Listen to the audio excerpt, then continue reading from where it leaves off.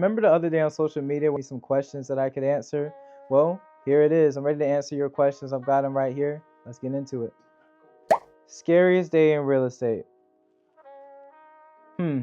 My scariest day in real estate was when I almost got fired.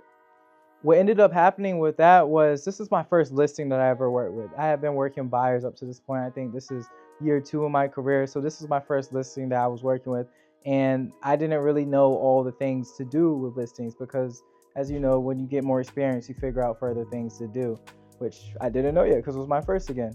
So when it came down to this one, we were in a period where we had gone after the inspection, we were waiting on the appraisal. There was nothing that needed to be done in my eyes. So back in my mindset, I'm thinking, all right, I don't need to tell the seller anything because there's nothing that's going on. So I probably went for like maybe 2 weeks without talking to her because there was no updates that were going on. Now, obviously, I was newer. I didn't know what I didn't know. So I should have known that the golden rule is don't go that long without speaking to your client. But I didn't know that. So one day she texts me, she's like spazzing out on me. I'm like, what did I do wrong? Like, I didn't do anything wrong. Because I'm like, there is no update. Like, what do you want me to say? And she's like, well, you should let me know something anyways. And then me being younger and naive, I was like, well, what am I supposed to tell you if there's nothing? But now I see the value in constantly communicating. So I always say, and this is how I treat all my clients now, like even if there is no update, I'm literally going to tell them, hey, there's no update. There's nothing that's going on. Let me know if you have any questions or concerns about anything so I can further help. Instead of doing like I did back then and just not saying anything at all, because you got to think when your client's purchasing or selling, it's a real emotional process for them. So for you, you may think, hey, it's really no big deal, like, okay, a transaction. But for them, this is like the biggest thing of their lives. So you got to constantly update them. You got to constantly communicate them. And that's how you can prove some value to them. And also, that's how you don't get fired like I almost did. What is your dream car? Rolls-Royce Cullinan. I need it. I need it. Now, that's like a $300,000 car. And I would have never, ever thought I would spend that much money on a car. But that's just one of those bucket list items, And there's not even like a particular reason. Like, some cars, they be like, oh, it's got this horsepower, it does this thing, so on and so on. For me, it's not even that. It's just that double R symbol. Like, I'm not even a materialistic person, but that is something that I do want to purchase in my lifetime, Just being able to say, hey, I have it. I'm never going to drive it. I might drive it once every 6 months. But that one time every 6 months, I'll be feeling like the freshest person in the world. I'm telling you. What made you realize real estate was your passion? I never did. Real estate has never been my passion, and it never will be. And when I say that, people get confused because they're like, okay, you're doing all these things in real estate. How can real estate not be your passion? But if real estate was my passion, I would wake up every morning and go to sleep every night just thinking about houses and, flooring and painting and windows. And that's never been me. Real estate, a particular house, is not my passion. What is my passion is just helping out others, pouring into people's lives and improving my situation and other situations as much as possible. So when I go to sleep at night and when I wake up, that is what I think about is how can I impact others? How can I help their lives? And also how can I improve not just my situation, but others people's situation as much as possible. How long has your washer and dryer been broken? This is a if you know, you know type of question. So person who asked that, you're funny.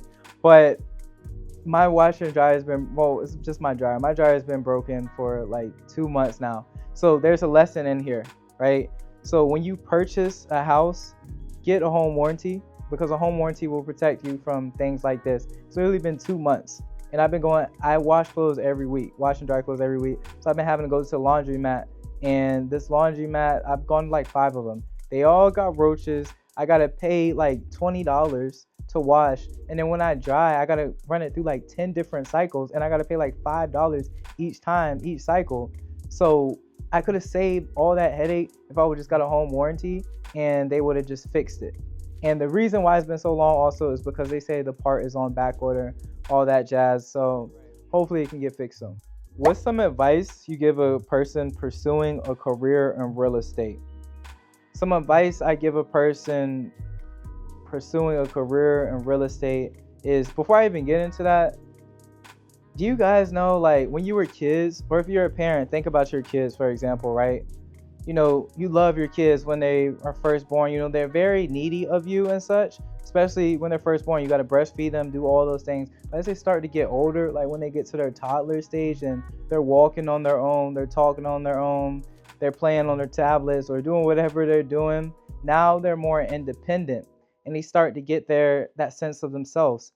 And when you try to help them out with things, whether it's giving them some food or helping them get some water, instead of accepting their help, they're like, "No, I do it."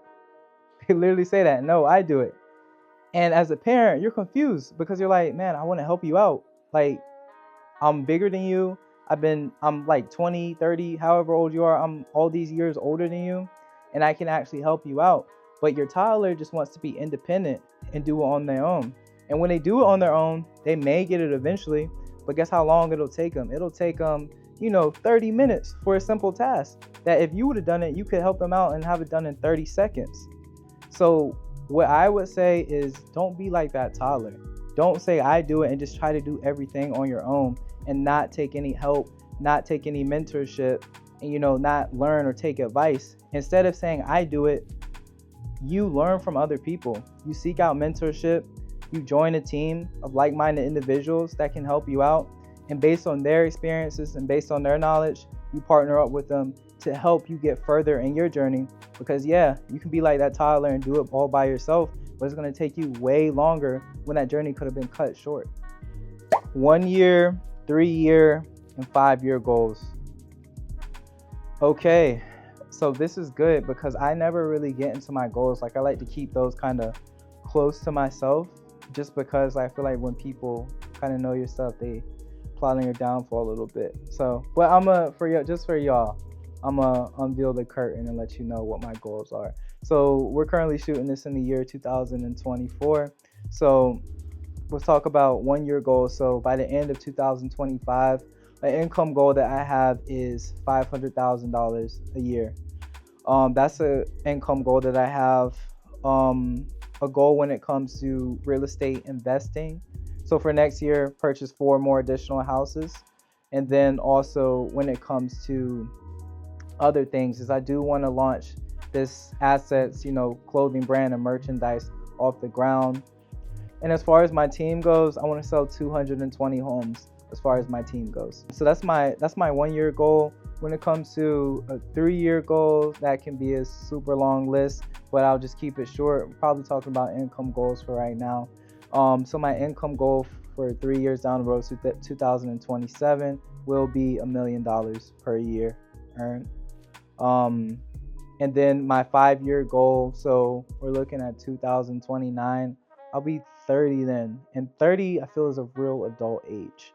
Right now I'm 25 and I still feel like a kid in some sense. Like, I got time. But once you turn 30, you're actually a real adult. So being that I'm a real adult, I actually do want to be married and have a family and, have that quote unquote American dream, the nice white picket fence, all of that. But beyond that, also, I do want to be semi-retired. And when I say semi-retired, I mean not having to come in the office and do the constant grind every single day, but basically have my businesses on automation, have all the systems and processes in place where, hey, pretty much my day is just doing Zoom calls, doing phone consultations and things like that.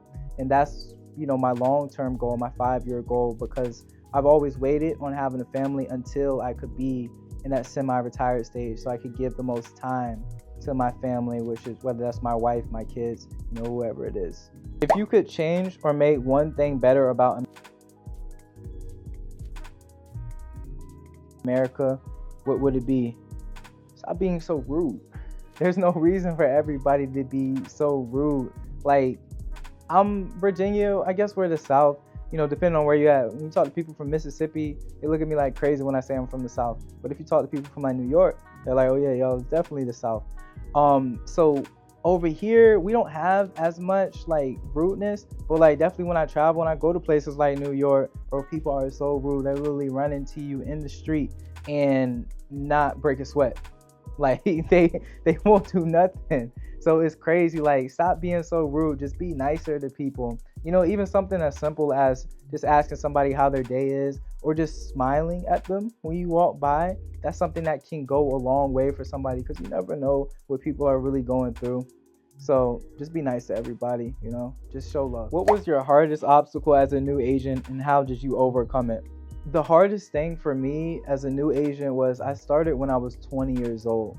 Young black kid, tattoos all down his arms, with no corporate experience, college dropout. You know, I went to community college for 1 semester and I dropped out. So the hardest thing for me was purely my lack of confidence.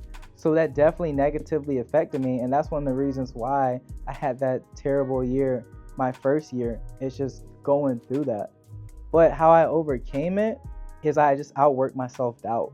And when I say outwork your self-doubt, what I did was I put in so many reps, whether that's staying in the office later than everybody, whether it's making more phone calls, sending more texts, studying more material. I did that more than I can think of, you know?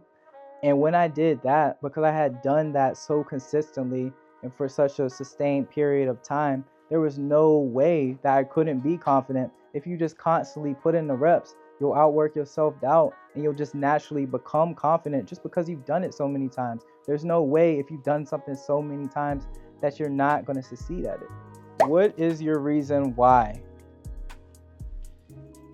My reason why is not a short answer. It's not something I can just give you in just a one sentence or a one-liner, and most people wouldn't even really understand my reason why. And when I say my reason why, is to be, not just be the best, because when you try to be the best in a room, the thing that happens is when you're the best in the room, where do you go? Now there's a ceiling that you've already, you can't do anything there. But I just want to constantly be the best in every single thing that I do in every single part of my life. So that's why I said, I don't know if I'll ever be satisfied, because when I do level up in something, then it's like, all right, there's a next level somewhere. Now let's keep on working towards that. So the beautiful thing about that is it helps me out tremendously in business. That's how I've been able to exceedingly level up and just keep on going up. People are always like, oh my God, you're doing so good. You have all these things going on. And in the back of my head, I'm like, no, I'm not really doing enough. I could be doing a lot more. So that's really my reason why. It's just, I just want to keep on being great, or I just want to be the greatest. But the thing is, when you're trying to be the greatest, it's like, who do you compare yourself to? Who's the second greatest? What is the greatest? I'll never know. Do you work with builders and new construction? Yes, I work with everybody involved in real estate. No matter what you do, whether you're a contractor, whether you sell insurance, another real estate agent, and whatever you do in real estate, I can help you. But this also goes to people who are interested in getting in real estate themselves also. You may not know where to start. Just reach out to me. I also have some links in the description below that can give you some insight, if you want to start as a real estate agent and, so on and so on. Or if you're interested in getting in a real estate investment deal, you may have money sitting in your 401k account, just sitting in a savings account, not really getting any return, maybe less than 1% return. You come with me, I can get you a way higher return on a real estate investment deal.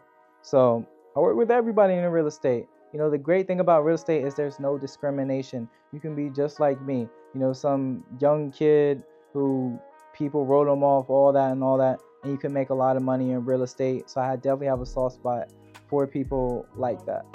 All right, y'all, that's it for questions today. I appreciate everybody who's asked me a question. Definitely wanted to give you guys a bit of variety in the content. Make sure you comment below, what else you want to see from these videos too. If you want to see more questions, let us know in the comments below. Oh, and also, if you have a question that you want answered, also ask in these comments below, and I can answer that question for you. Maybe we'll make a part 2 of questions, but you guys gotta let me know what you want to hear first. And as always, make sure you like this video, you comment on this video, let us know if you liked it or not. You subscribe to this page. Gotta subscribe to the page so you miss the newest content. And also, you share this video with one person that it could help out with. At least one person. You want to share it with 10, 100? Please be my guest. But don't be selfish. Share this video with others, because this may be the video that changes their lives. They may be able to get some valuable information from it.